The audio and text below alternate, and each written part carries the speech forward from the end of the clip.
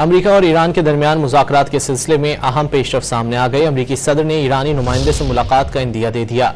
अमेरिकी सदर Donald Trump ने कहा है कि ईरान अमेरिका से मुज़ाकरात करना चाहता है। इस सिलसिले में अगर ज़रूरी हो तो हो सकता है कि वो ईरानी नुमाइंदे से मुलाकात कर लें।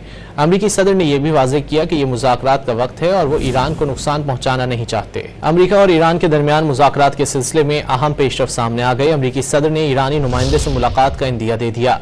अमेरिकी सदर डोनाल्ड ट्रंप ने कहा है कि ईरान अमेरिका से मुज़ाकरात करना चाहता है।